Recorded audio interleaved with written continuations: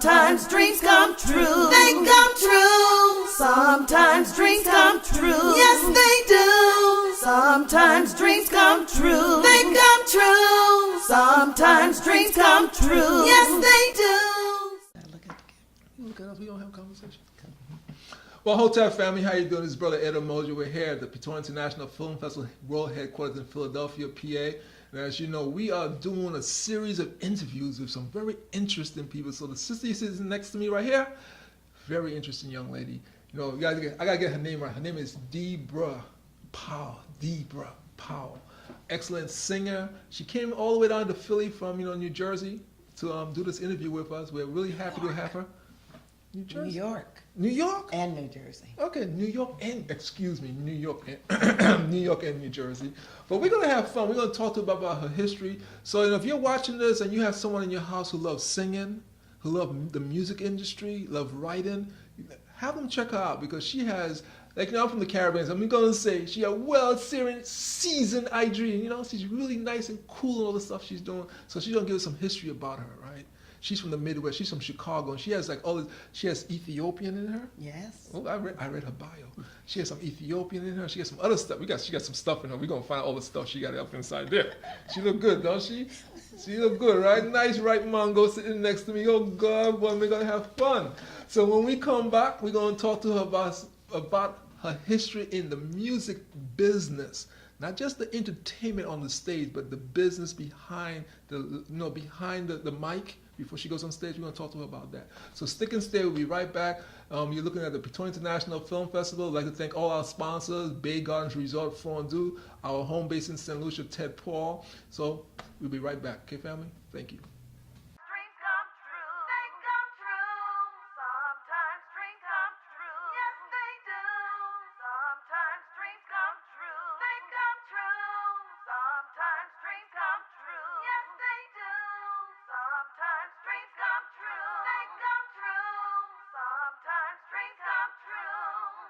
Sometimes dreams come true. They come true. Sometimes dreams come true. Yes, they do. Sometimes dreams come true. They come true. Sometimes dreams come true. Yes, they do. Sometimes dreams come true. They come true. Sometimes dreams come true.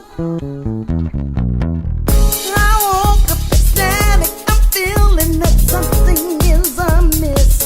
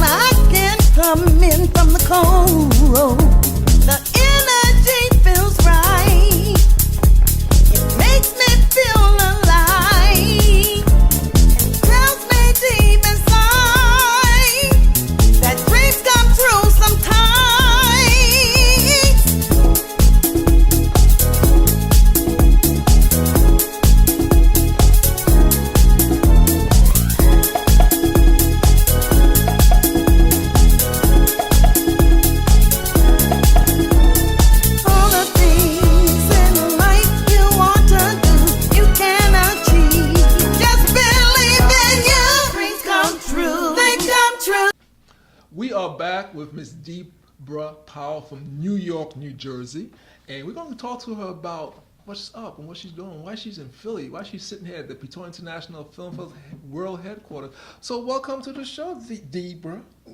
Thank you, Ed. I want to have fun. You see how beautiful? Look at that smile she got. That beautiful. Hey, isn't she good looking, sister? Well, good black don't crack, right? Okay. So check this out. So let's talk a little bit about you. Originally, you're from the Midwest. Yes. Okay. So let's talk about what happened in the Midwest as a young girl that made you go into the music business. My mother was a vocalist. Oh, really? Pianist. Oh, really? The musical director of our church. Okay. And She actually began her career playing piano from my great-grandmother, from my father, Wow. So when she was 9 years old. So you got some roots, music roots in you, girl. A lot. Deep. Deep. Okay, Deep. so we're gonna dig some of it up so we can find out more about Debra On both sides. on both sides. So, sitting with my mother every Thursday for choir rehearsal, as she learned her songs, I'd sit on the piano with her for choir rehearsal and go to choir rehearsal, sung the parts. And that had I know a what you did lot. on Sunday. Oh, we were in church all day. I know what you did. Day and night. Okay, PK. I know that. Day and night. Okay. Yes. Cool. And So, okay, that's okay. Yeah, tell us a little bit more. That sounds very interesting. That really started it. I always wanted to be like my mom. Okay. She, There's for nothing me, wrong was with a that. phenomenal woman. She was a phenomenal woman. And I wanted to do what she wanted to do. She actually, I think, had implanted it in me, Okay. but it became my own vision as well. Cool. I You know. hear that. I It hear that. became my own vision as well. So, Yeah. So you parents listening to us, watching this and listening, you hear this is something that's very important for parents. For me, I mean, I was a little boy when my mom put a camera in my hand. So we had to be very conscious and very careful what we give our children because it might take them one way or another way. And we listening to Debra talk about that with her parents and go back to her great grandmother. That's pretty cool. So when was the first time you got in front of the mic on stage? when I was younger, now In Detroit or in No. New York, New Jersey? in Chicago, Chicago.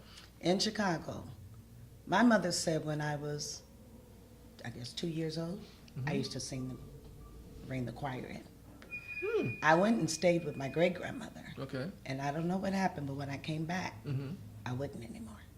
You wasn't the same person. I didn't sing anymore. You didn't sing anymore. I mean, I would sing in the choir, but not solo. Oh, really? Interesting. Now, my mother told me about this. Now, for me, I remember Mom would give me a song because I'm always singing. Singing is my life. Okay. And she would give me a song. I was so shy. You? Seriously, so shy. Now, my mother, I'd start the song off one note, maybe first verse, and I'd stop, and she'd take it over. Okay. And this went on for me Okay. until I went to college. Wow. What college did you go to? Northern Illinois University. Okay. What did you major in? I went there for music Okay. and got deterred and ended up in education. Education. That means you were a teacher. Yes. You're like a teacher? Oh, teacher. You mean you're like a teacher that little boys bring the apples for? Oh, yes. Oh, yes. Children are my life. Oh, I mean, hi, Doc. How Miss Powell? How you doing? Can you see her being your teacher? Boy, I will never pass that class. I'm gonna come back and get you. But a lot of my parents, they used to say, if I'd have had you when I was in school, I'd have paid attention.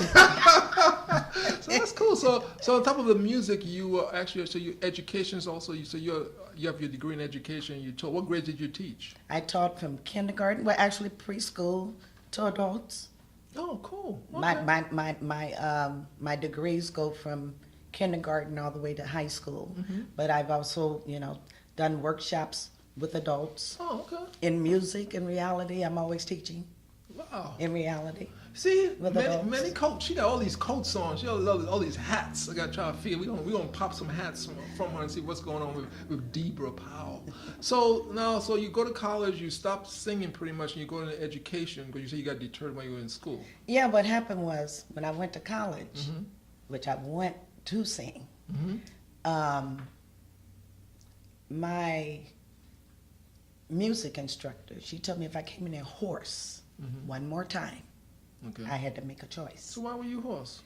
I was singing for the NIU Jazz Ensemble, Yeah. 28 pieces. I was singing with the black choir, Okay. vocalists, Okay. and I had a group. Okay. All that Something for the all hit. that on top of your regular classes. Yes, Well, you were just busy. Huh? yes, You yes. was like popping everywhere. proud. Oh, Yes. yeah, she just popping.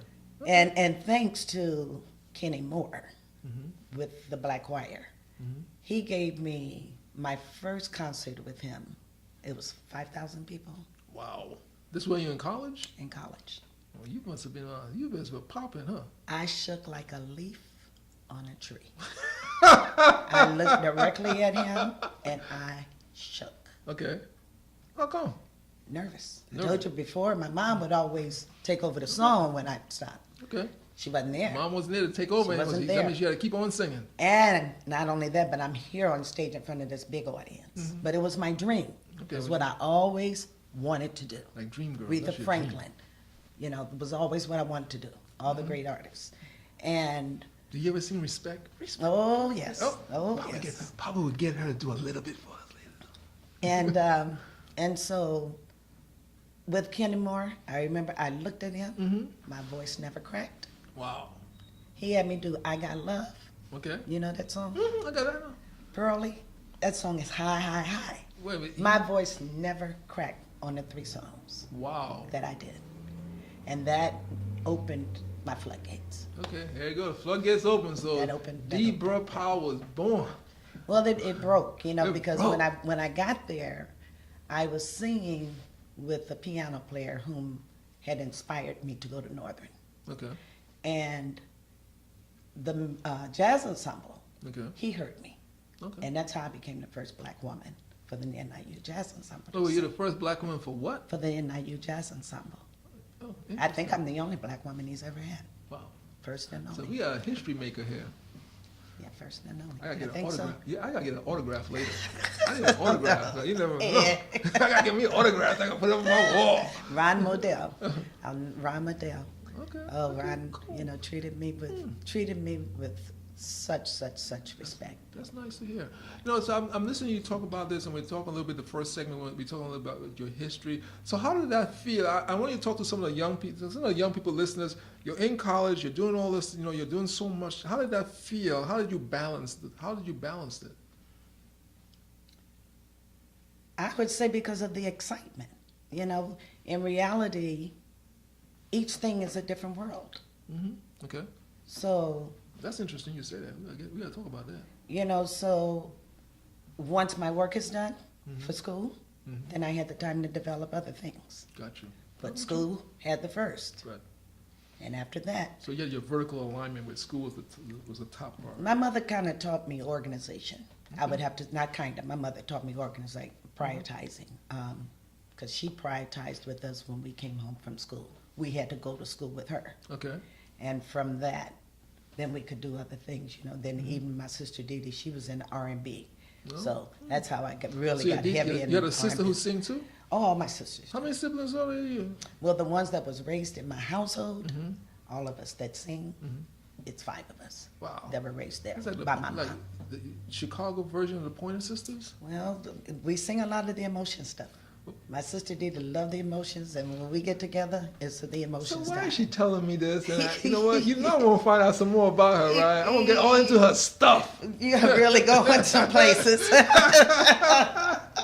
That's cool. That's cool. So, you know, when we come back, we're going to talk a little bit about, you know, you said something just now that I think that's about putting a vertical alignment, because a lot of times our young people, they see all these things they want to do, and they kind of don't burn themselves out, but they get so confused. Now, you've been doing it for a while. You've been balancing it very well since college. Prior to college, but in college, you really just took off. So when we come back in the next break, we're going to talk a little bit about your college and how you balance it, because I want to make sure young people understand that you can do it all, but you know what? Make sure it's in the proper vertical alignment, so you don't get, you know, lost in the shuffle. Okay. So when we come back, we're going to talk more to Deborah Powell about how the vertical alignment she used in college to get her where she's going. Okay, we'll be right back on the Piton International Film Festival as we do Harambe Table here at the World Headquarters in Philadelphia, PA.